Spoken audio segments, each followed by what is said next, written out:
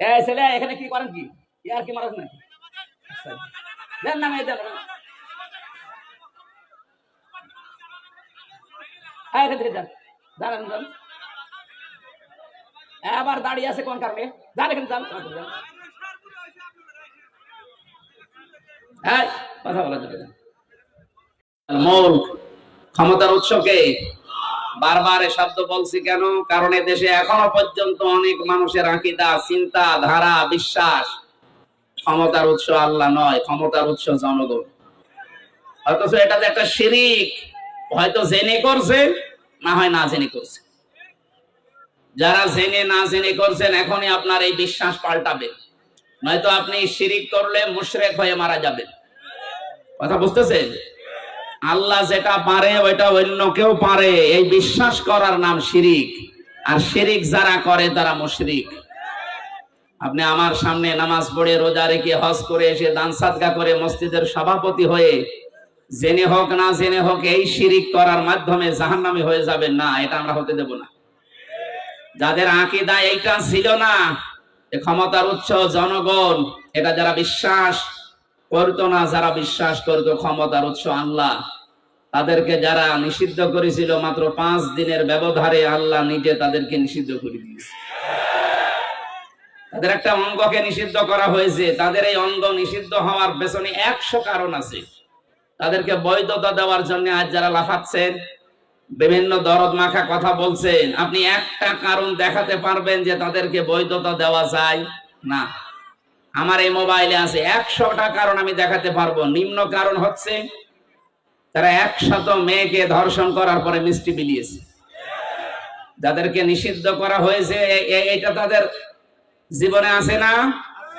কথা বলেন না কেন? যে 100টা মেয়েকে জাহাঙ্গীরনগর বিশ্ববিদ্যালয়ে ধর্ষণ করা হয়, ওগুলো হয় আমার মেয়ে না আমার বোন? কথা বলেন না কেন? এটা সর্বনিম্নটা গেল। বড়টা কোনটা? বড়টা তারা মুসলমান মনে করে, শিবির মনে করে বিশ্বজিৎকে মেরে ফেলেছে। আমার সাথে 3 বছর এক ঘরে ছিল সেই ছেলেটা, শাওন। আমি বললাম, ভাই আপনি এই কাজ করলেন কি করে? ও কিছু বলে নাই? হ্যাঁ বলেছিল। ওরে আমরা যখন কোপ দিচ্ছিলাম আমাকে বলেছে যে কিসের শিবির? আমি তো হাফ হাতাই না, আমি ফুল হাতা। তারপরে ওরে আমরা ছাড়ি নাই। ফুল হাতা বোঝেন? আমি আগে বুঝতাম না, ওই দিন ওর কথা শুনে বুঝলাম যে ফুল হাতা কি। আমাদের যিনি জেলার ছিল দেবদুলাল, যখনই আসতো মানুষ সব দাঁড়িয়ে বলতো ফুল হাতা আসতেছে। আমরা যেহেতু ওখানে 100 জনের প্রায় 96 ভাগই, 100 জনের মনে হয় 96 জন আমরা মুসলমান ছিলাম, বাকি 4 জন 5 জন হয়তো অন্যান্য ধর্মের ছিল।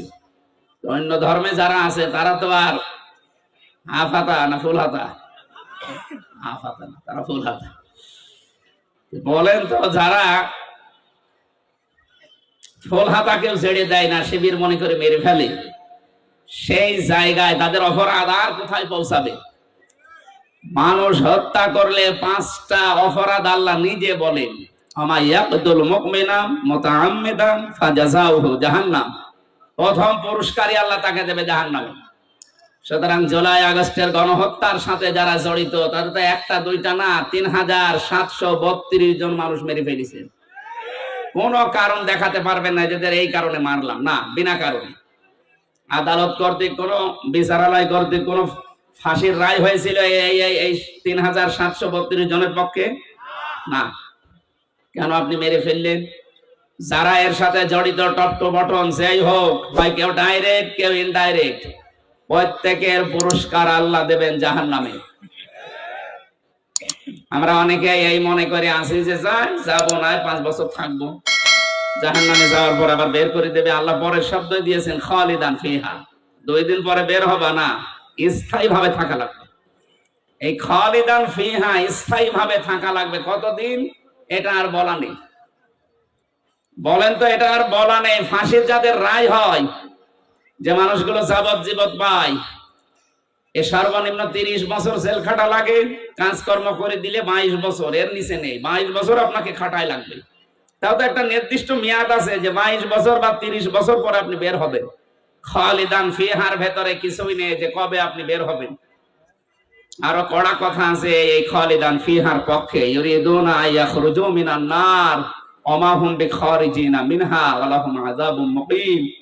এই মানুষগুলো চেষ্টা চালাবে বের হওয়ার জাহান্নামের আগুন থেকে, আল্লাহ আবার ফিরিয়ে দেবে। শুধু ফিরিয়ে দেবেন এতটুকুই আল্লাহ বলেননি, ওয়া লাহুম আযাবুম মুকিম, স্থায়ী আযাব দেবেন তাদের উপর। বের হওয়ার চেষ্টা করলে আযাব বেড়ে যাবে। আফামান হাক্কা আলাইহি কালিমাতুল আযাব আফা আনতা তুনকিযু মান ফিন্নার। আমি আল্লাহ যাকে নির্ধারিত শাস্তি লিখে দিয়ে জাহান্নামে পাঠিয়ে দিয়েছি, হে নবী আপনি কি পারবেন ওকে জাহান্নামের আগুন থেকে বের করে নিয়ে আসতে?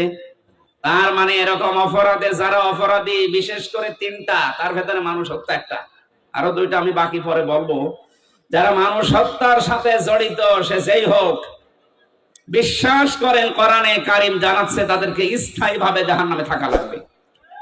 কোন বাবা কোন পীর সাহেব আপনাকে বাঁচাতে পারবে না। আল্লাহ এতটুকু যদি শেষ করে দিতেন, তাও তো আমরা আয়াতটা অন্তত এ পর্যন্ত বলে শেষ করতাম। এর পরের শব্দগুলো আরো কঠিন। আল্লাহ পাক বলেন ওয়ালা আনাহু, আমি নিজে তাকে লানত দেব। আগাদিবাল্লাহু আলাইহি, আমি নিজে আল্লাহ তার উপরে রেগে থাকবো। ওয়াদালাহু আযাবাম মুহিনা, আযাবান আযীমা, যন্ত্রণাদায়ক শাস্তি আমি আল্লাহ তার জন্য রেডি করে রাখলাম। জোরে বলেন নাউজুবিল্লাহ।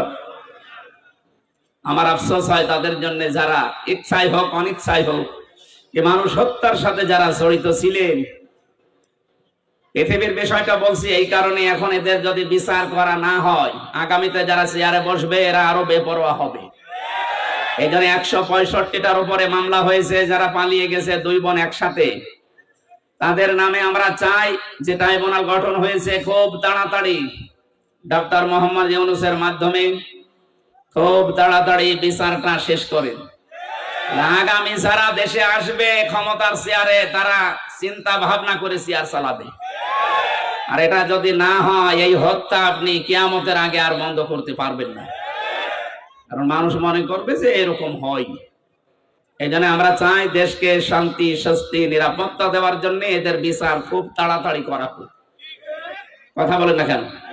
যারা মানুষ হত্যার সাথে জড়িত ছিল না তাদেরই হত্যার বিচার করে আপনি বিদায় করে দিলেন, আর যারা সরাসরি বিচার করার জন্য একেবারে উপযুক্ত, আপনি নিজের জ্ঞান থেকে একেবারে বিবেক দিয়ে বলেন যাদের বিচার করা হয়েছিল মানুষ হত্যার দায়ে, ধর্ষণের দায়ে, সাক্ষী ছিল না, সোনা সাক্ষী ছিল, জন্ম নিয়েছে 75-এ, সাক্ষী দিয়েছে 71-এ, এরকম ছিল না? কিন্তু এখন যাদের বিচারের জন্য আন্তর্জাতিক অপরাধ ট্রাইব্যুনাল সাজানো হয়েছে, একটারও সোনা সাক্ষী লাগবে না, সব দেখা সাক্ষী। হাজারো প্রমাণ হাতে নিয়ে ঘুরতেছে বাংলাদেশের বহু মানুষ, শুধু ডাকবেন পিপিলিকার মতো চলে যাবে। এই জন্য আমরা চাই আগামী বাংলাদেশ নিরাপদ। যদি আমরা উপহার দিতে চাই, যে নিরাপত্তা দিতে চাই, এই হত্যার সাথে যারা জড়িত খুব তাড়াতাড়ি তাদের বিচার করে এইটা ক্লোজ করেন।